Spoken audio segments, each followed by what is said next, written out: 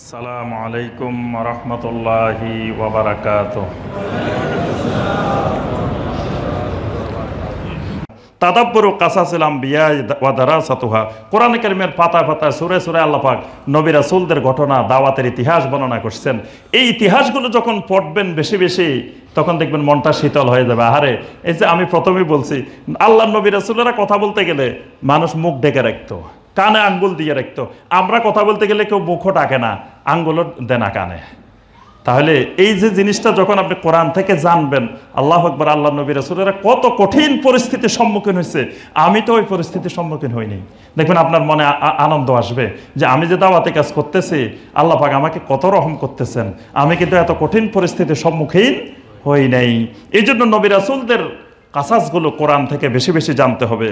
আর দোয়া, আল্লাহর কাছে দোয়া করতে হবে। নবী সাল্লাল্লাহু আলাইহি ওয়াসাল্লাম বারবার দোয়া করতেন, আল্লাহুম্মা মুসাব্বিতাল কুলুব সাব্বিত কুলুবানা আলা দীনিক। হে অন্তরের সাবেতকারী, আমার অন্তরটাকে তোমার দ্বীনের উপরে সাবেত করে রাখো। কারণ অন্তরটা হলো মুহূর্তে মুহূর্তে পরিবর্তন হয়, সেকেন্ডে সেকেন্ডে পরিবর্তন হয়। এটাকে দ্বীনের উপরে সাবেত না রাখলে, আল্লাহর যদি না রাখেন, তো এটা সাবেত থাকে না। এই জন্য আল্লাহর কাছে বেশি বেশি দোয়া করতে হবে। জিকিরুল্লাহ, সবসময় আল্লাহর জিকিরের মধ্যে থাকতে হবে। সকাল সন্ধ্যার জিকির, ফরজ নামাজের পরে জিকির, তারপরে 24 ঘন্টা হাঁটতে চলতে ফিরতে আল্লাহর জিকিরের মধ্যে। আল্লাহর জিকিরের মধ্যে যত বেশি থাকবো, তত আল্লাহর দ্বীনের উপরে সাবেত থাকা সহজ হবে।